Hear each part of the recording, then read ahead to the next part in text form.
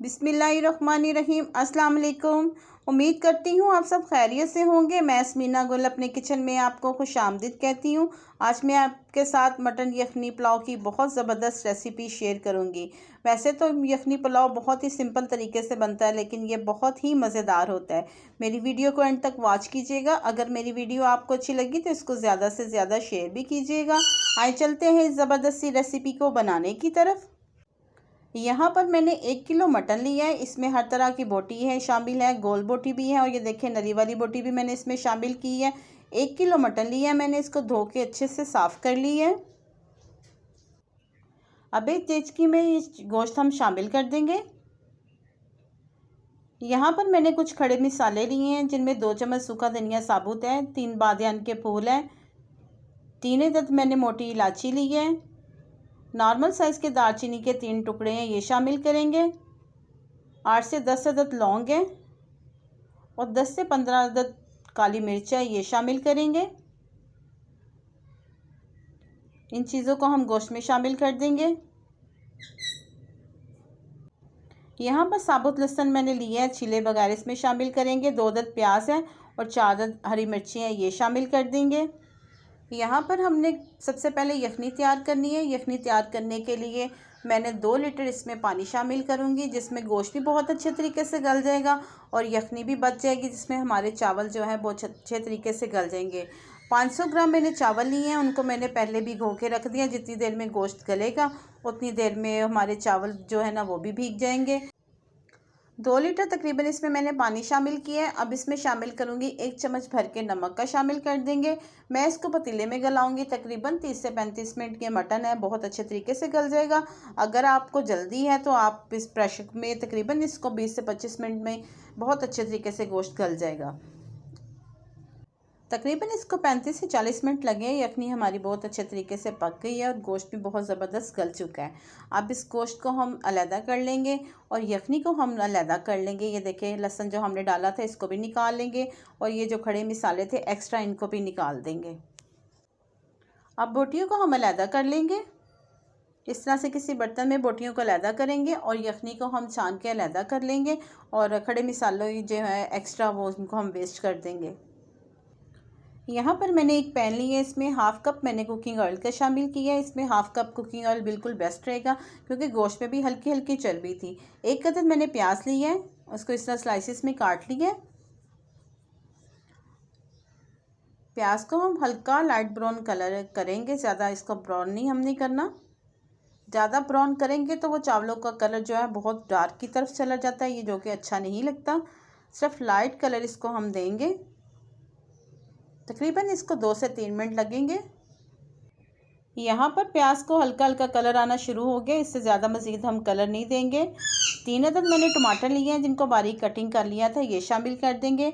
अब प्याज के साथ टमाटर को हम फ्राई कर लेंगे ताकि बहुत जल्दी ये सॉफ्ट हो जाए। 2 से 3 मिनट लगेंगे और टमाटर बहुत अच्छे तरीके से सॉफ्ट हो जाएंगे। देखिए काफ़ी हद तक प्याज सॉफ्ट होना शुरू हो गए हैं।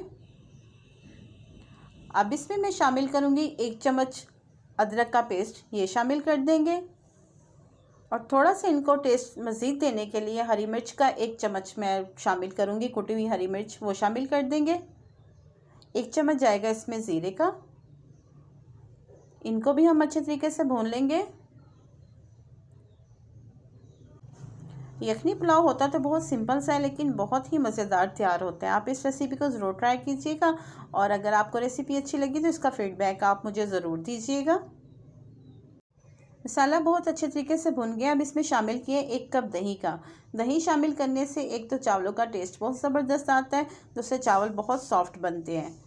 तकरीबन इसको हम 2 से 3 मिनट भुनेंगे ताकि थोड़ा सा पानी जो दही में है वो ड्राई हो जाए। दही का पानी भी काफ़ी हद तक खुश्क हो गया। अब जो हमने गोश्त अलहदा से निकाल के रखा था यखनी से, ये इसमें शामिल कर देंगे और इसको अच्छे तरीके से हम मिक्स कर देंगे। गोश्त तो ऑलरेडी पहले से ही गला हुआ है, बस अच्छे तरीके से इसको एक दफ़ा हम मसाले के साथ जो है मिक्स कर देते हैं। अच्छे से इसको मिक्स करने के बाद 2 से 3 मिनट हम इसको भूनेंगे। अब जो हमने यखनी निकाल के रखी थी वो इसमें शामिल कर देंगे। मैं चावलों के हिसाब से वैसे ही इसमें पानी डालने लगी हूँ। आप ये मेजरमेंट के हिसाब से डालना चाहते हैं तो अगर आपका 1 कप चावलों का इसमें 2 कप यखनी के जाएंगे। मुझे अंदाज़ा है, मैं इसी तरह ही पानी शामिल करने लगी हूँ। अब इसको हम ढक के रख देंगे ताकि इसमें बॉयल आ जाए। यखनी को बहुत अच्छे तरीके से बॉयल आ गया। एक दफ़ा हम इसको हिलाएंगे। हिलाने के बाद जो चावल मैंने पहले से भिगो के रखे हुए थे, 500 ग्राम चावल थे, ये शामिल कर देंगे। बॉल को अच्छे तरीके से हम साफ़ करेंगे ताकि कोई दाना बॉल में रह नहीं जाए। साफ़ करके अच्छी तरह बॉल ये चावल भी इसी में शामिल कर देंगे हम।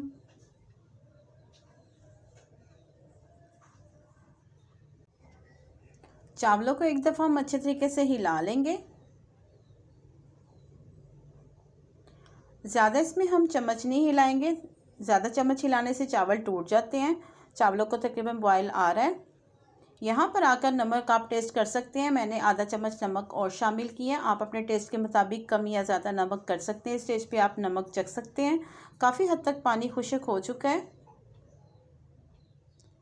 अब इसको रोटी वाले पौने के साथ हम दम पे रखेंगे तकरीबन 10 मिनट के लिए। 10 मिनट के लिए इसको दम पे रखते हैं। देखिए माशाल्लाह से बहुत ज़बरदस्त हमारे चावल बनकर रेडी हुए हैं। बहुत ही खुशबू इसकी ज़बरदस्त आ रही है। 10 मिनट के बाद हम इसको चेक करवाती हूँ मैं आपको। ये देखिए बहुत ही ज़बरदस्त दानेदार चावल बने हैं। कभी भी चावलों का दम जब निकालते हैं उसी टाइम इसमें आपने चम्मच नहीं हिलाना, नहीं तो चावल टूट जाते हैं। इसको मैं आपको डिश आउट करके दिखाती हूँ।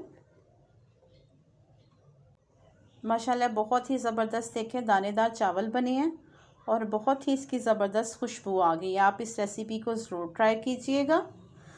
उम्मीद करती हूँ आपको मेरी रेसिपी पसंद आई होगी। अगर मेरी रेसिपी आपको पसंद आई, इसको लाइक, शेयर और सब्सक्राइब ज़रूर कीजिएगा और साथ लगे बेल आइकन के बटन को ज़रूर प्रेस कीजिएगा ताकि मेरी हर आने वाली वीडियो का नोटिफिकेशन सबसे पहले आप तक पहुँच सके।